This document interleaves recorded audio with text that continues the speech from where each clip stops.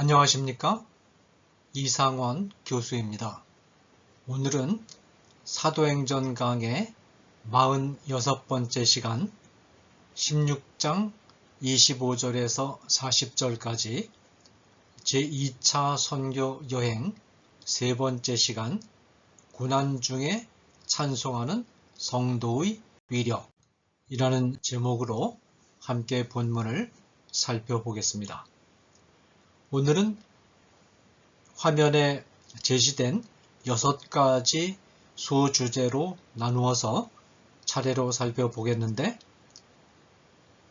첫 소주제는 고난의 한밤중에 찬송하는 바울과 실라, 두 번째 소주제는 죄수들과 간수를 압도한 바울과 실라의 영적 힘, 셋째는 간수와 간수 가족의 개종, 넷째는 한 사람을 구원하시는 하나님의 열심, 다섯째는 하나님의 열심에 부응하는 바울과 실라의 사역, 여섯 번째는 빌립보 교회의 형성이라는 6가지 소주제를 중심으로 본문을 살펴보겠습니다.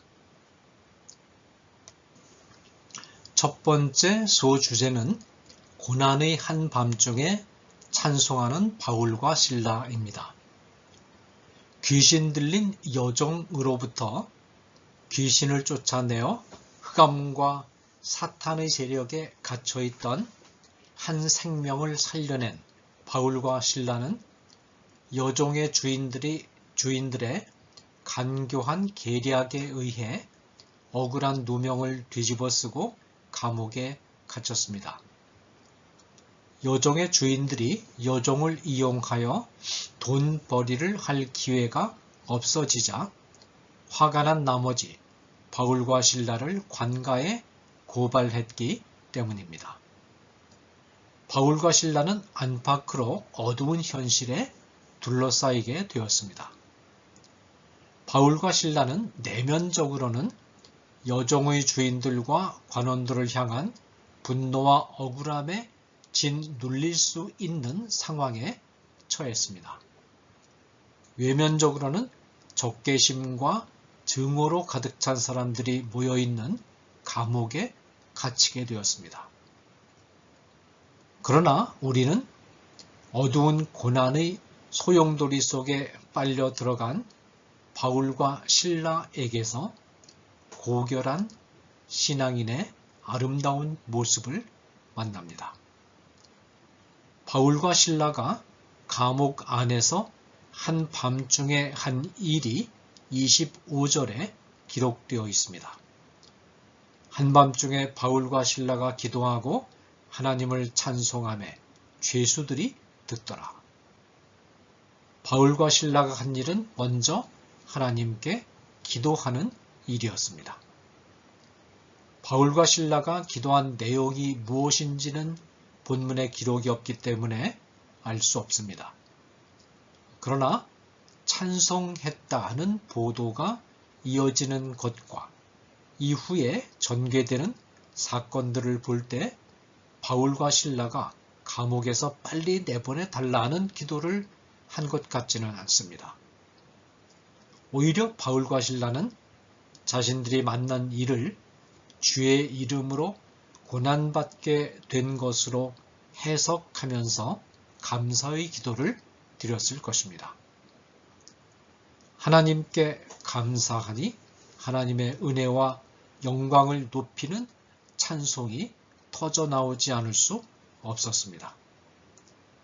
바울과 실라는 억울한 누명을 쓰고 증오와 적개심이 난무하는 감옥에 갇혀서도 오히려 주의 이름을 인하여 고난받는 것을 감상하고 자신들을 주의 이름을 전하는 사역자로 써주시는 하나님의 은혜를 찬양한 것입니다.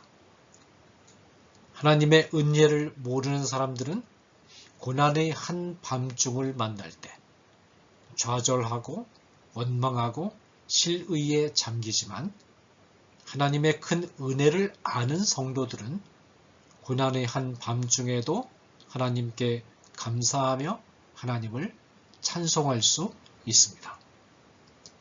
고난 중에도 찬송할 수 있는 것이 바로 성도의 생활이며 또한 성도만이 누릴 수 있는 특권입니다.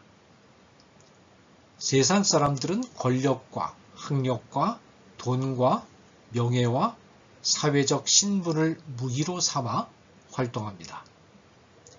이런 것들도 때로는 무기가 될 수 있겠으나 성도들이 갖추어야 할 가장 힘있고 중요한 무기는 고난의 한밤중에도 하나님께 감사하고 찬송할 수 있는 믿음과 그 고결한 마음이 강한 힘을 발휘하는 성도들의 무기입니다.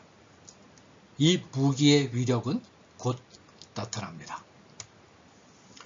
두 번째 소주제는 죄수들과 간수를 압도한 바울과 실라의 영적 힘입니다.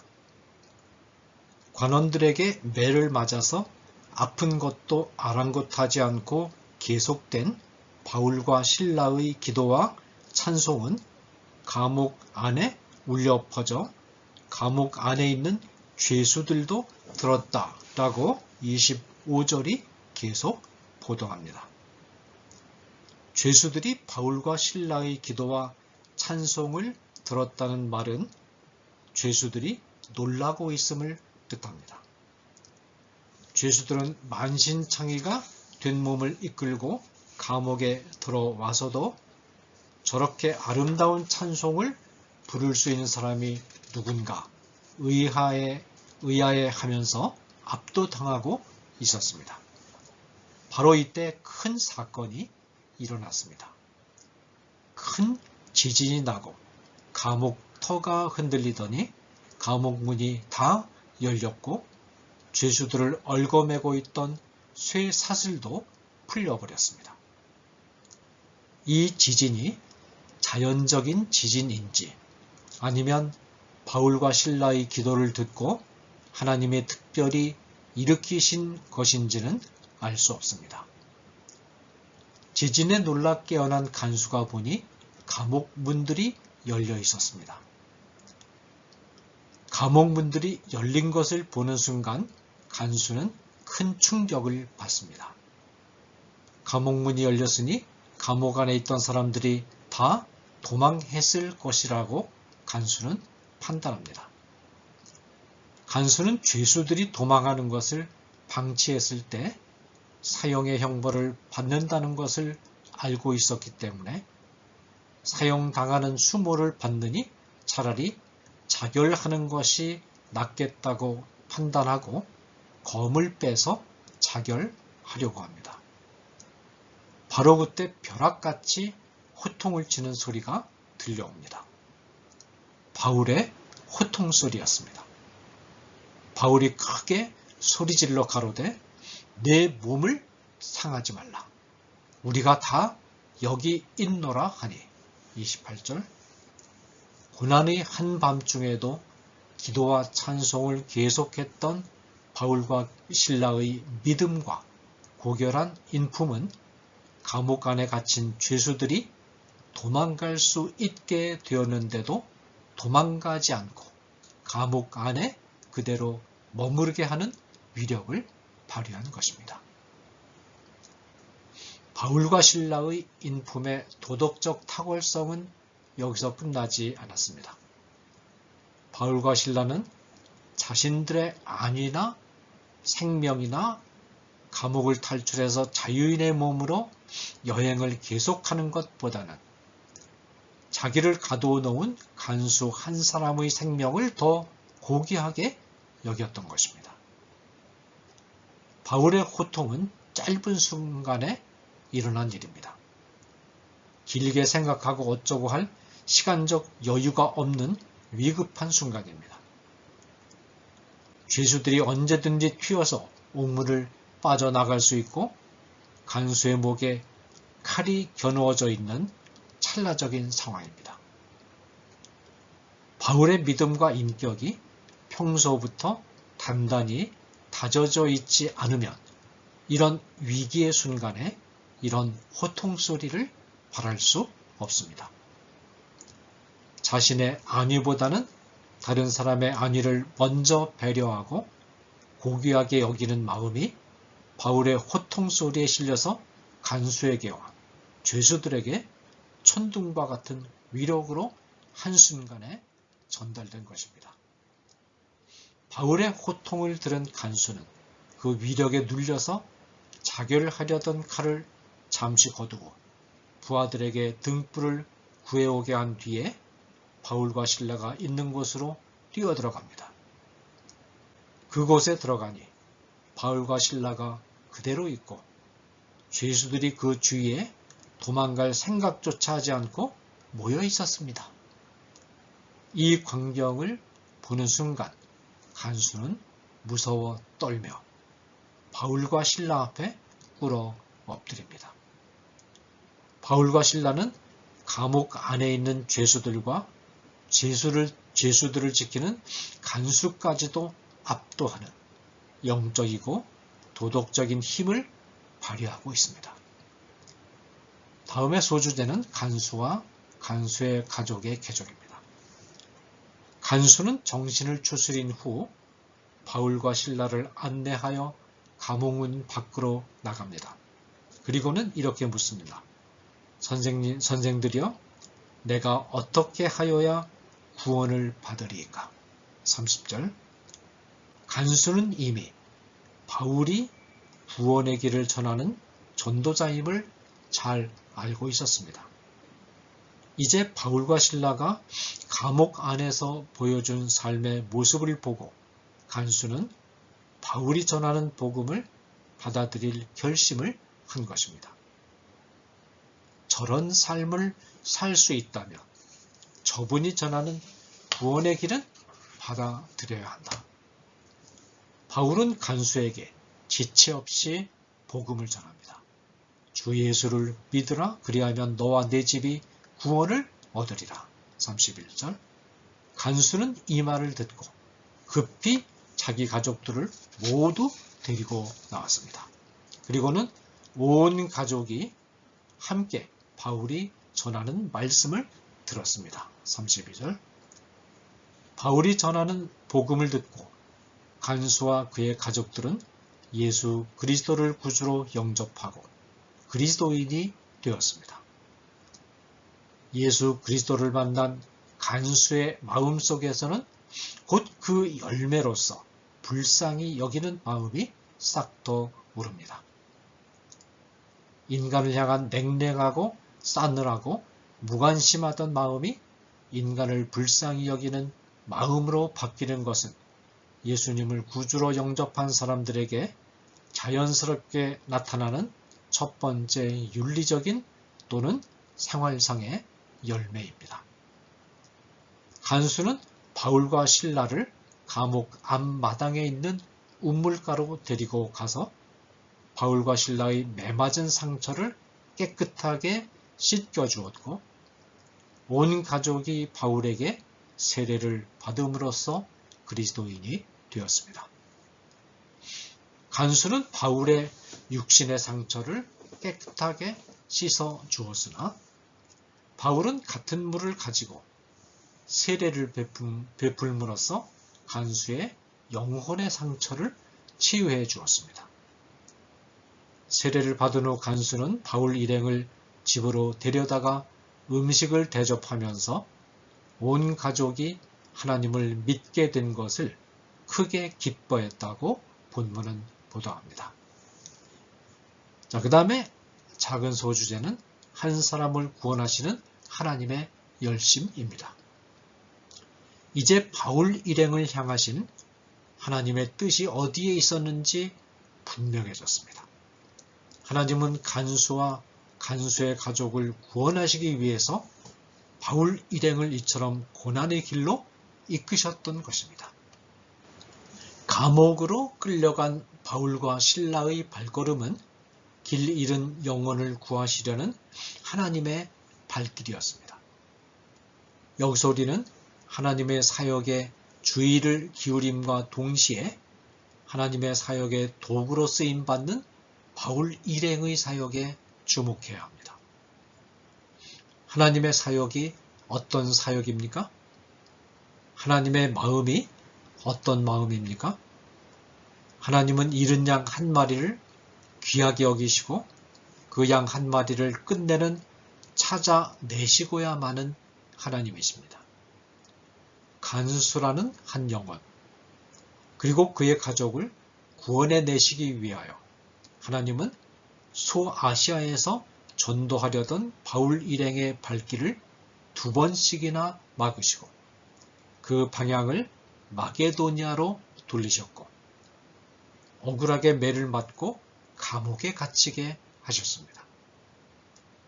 하나님이 누구보다도 아끼시고 귀하게 쓰시는 바울과 실라를 이 같은 험난한 길로 밀어 넣으시면서까지 하나님은 한 영혼을 구원해 내시기 위하여 마음을 쓰셨던 것입니다. 우리 모두가 이와 같은 하나님의 사랑에 의해서 하나님의 자녀가 되었습니다.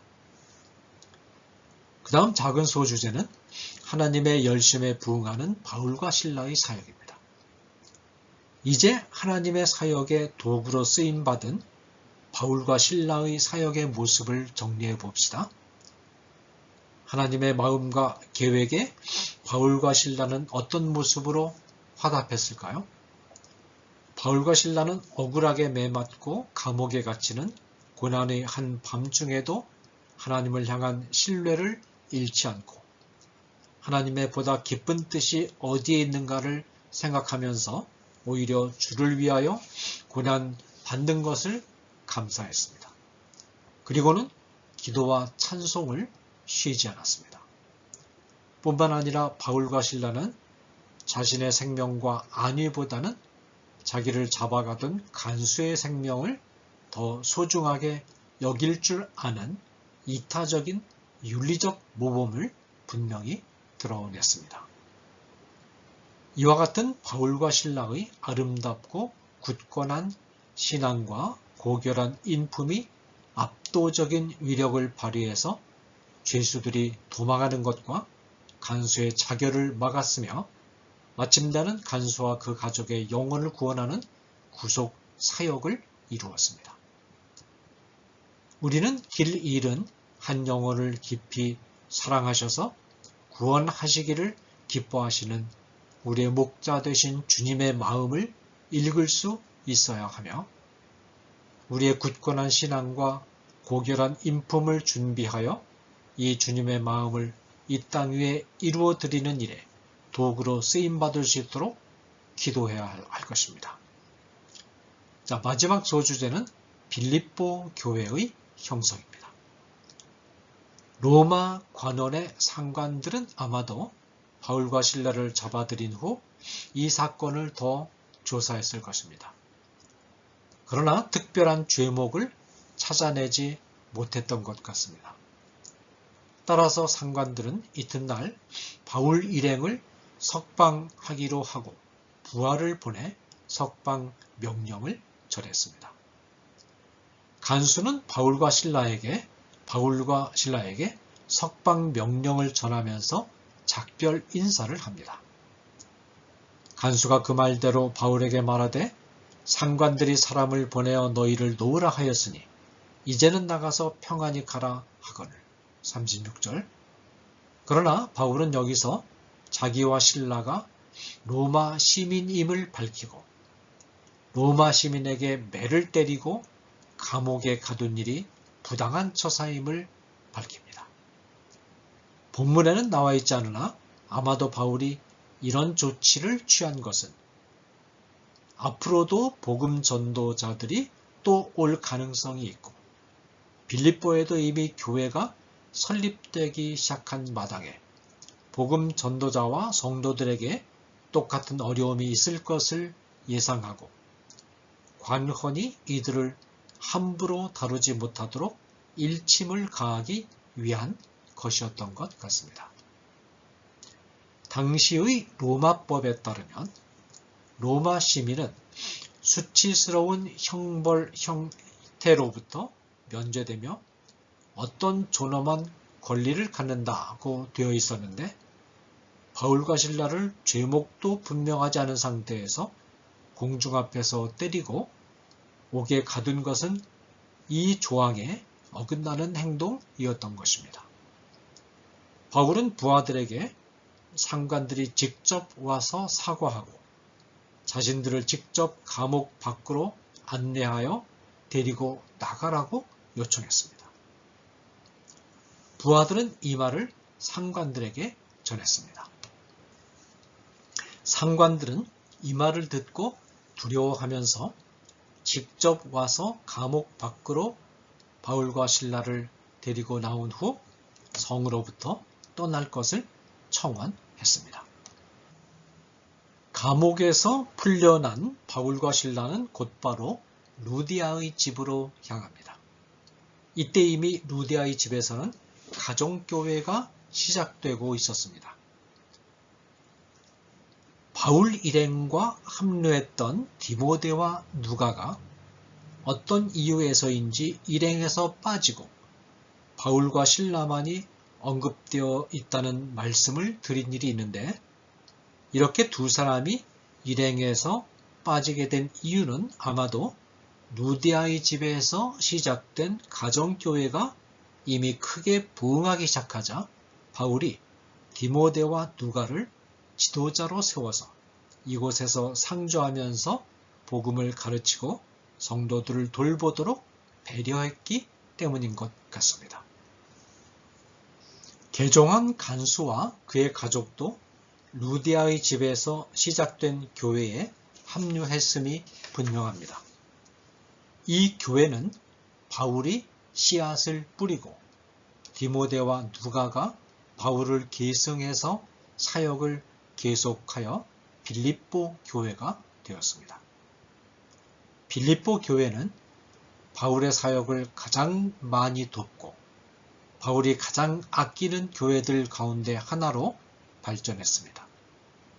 이 사실은 후일 로마에서 연금 생활을 하던 바울이 빌립보 교회에 보낸 편지에 등장하는 다음과 같은 내용으로부터 분명히 입증됩니다.